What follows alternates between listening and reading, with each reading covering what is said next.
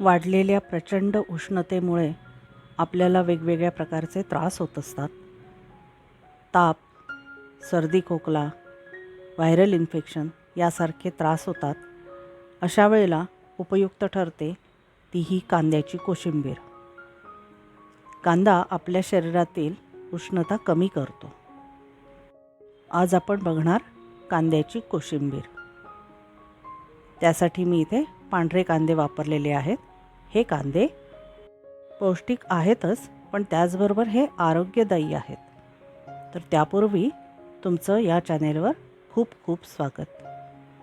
या चॅनेलवर पहिल्यांदाच व्हिडिओ बघत असाल तर लगेचच सबस्क्राईब करा, बेल आयकॉनवर क्लिक करा, म्हणजे लगेचच तुम्हाला सगळ्या व्हिडिओचं नोटिफिकेशन ताबडतोब मिळेल आणि तुम्ही तो लगेच व्हिडिओ बघू शकता. तर अशी कोशिंबीर आपल्या आरोग्यासाठी उपयुक्त असणारी, आपल्या शरीराची उष्णता कमी करणारी, शरीराला गारवा देणारी अशी ही कांद्याची कोशिंबीर कशी करायची ती आज मी दाखवणार आहे. आणि त्यासाठी मगाशी म्हटलं तसं हे पांढरे कांदे खूप आरोग्याला फायदेशीर असतात आणि हे उन्हाळ्याच्या दिवसांमध्ये खास करून मिळतात. तापाला असेल तर ताप उतरवण्यासाठी कांद्याचा रस खास करून वापरला जातो. तर असा हा औषधी कांदा आहे आणि आता उन्हाळ्याच्या दिवसांमध्ये कच्चा कांदा आपण जास्तीत जास्त खाल्ला पाहिजे. तर आज बघूया ही कांद्याची कोशिंबीर.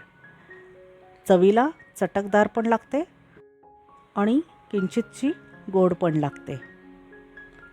तर यासाठी मी हा पांढरा कांदा बारीक चिरून घेतला आहे. नेहमी जसा आपण पदार्थांसाठी कांदा चिरून घेतो तसाच हा कांदा चिरून घेतलेला आहे. त्याहीपेक्षा जर बारीक चिरता आला तर अतिशय उत्तम.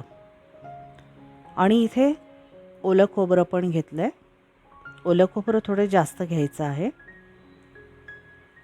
त्यानंतर इथे लाल मिरची मी भाजून घेते आहे. नुसतीच भाजलेली आहे, तेल घातलेलं नाही आहे. भाकरी किंवा पोळी केल्यानंतर त्या तव्यावर सुद्धा गरम गरम तव्यावर आपण ही मिरची भाजून घेतली तरी पण चालते. एरवी आपण कोशिंबिरींसाठी जेवढं खोबरं वापरतो त्यापेक्षा थोडं जास्त खोबरं या कोशिंबिरीला वापरायचं, म्हणजे कांद्याचा जो तिखटपणा असतो तो कमी व्हायला मदत होते आणि खोबऱ्याचा गोडवा आपल्याला ह्याच्यात खायला मिळतो.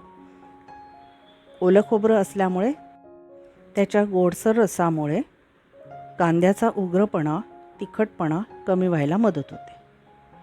तर कांदा, त्यानंतर खवलेलं खोबरं, साखर, मीठ, थोडा हिंग आणि भाजलेली सुकी लाल मिरची.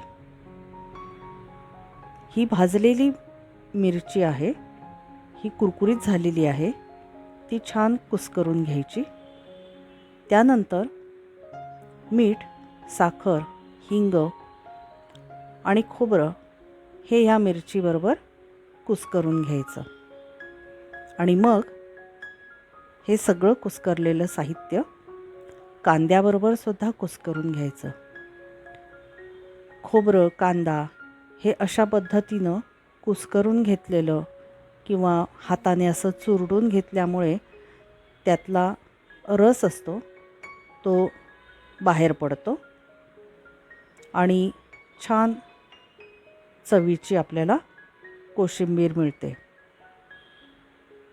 या पद्धतीनं आपण हे सगळं व्यवस्थित कुस्करून घ्यायचं. या अशा कोशिंबिरीला फोडणी वगैरे द्यायची आवश्यकता नाही, पण कुणाला हवीच असेल तर फोडणी दिली तरी चालू शकेल.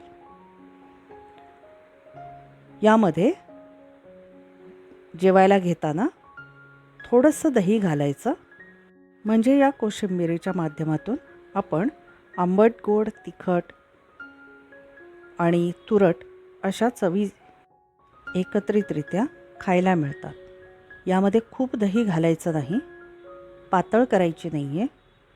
तर पोळी किंवा भाकरी बरोबर आपल्याला ही भाजी किंवा कोशिंबीर या टाईपने खाता येईल इतपतच त्याला कांद्याच्या अंगाबरोबरच दही ठेवायचं आहे. आणि मग आपण पोळी भाकरीबरोबर याचा आस्वाद घेऊ शकतो. उन्हाळ्याच्या दिवसांमध्ये बाहेर उष्णता भरपूर असते, त्यावेळेला नुसती भाकरी आणि पोळीबरोबर आपण अशी कोशिंबीर घेऊन खाऊ शकतो. तेवढं अन्न पुरेसं आहे. तुम्हाला हा व्हिडिओ आवडला असेल तर लाईक शेअर नक्की करा आणि चॅनेलला सबस्क्राईब पण करा. पुन्हा भेटूयाच पुढच्या छानशा व्हिडिओमध्ये. तोपर्यंत बाय बाय.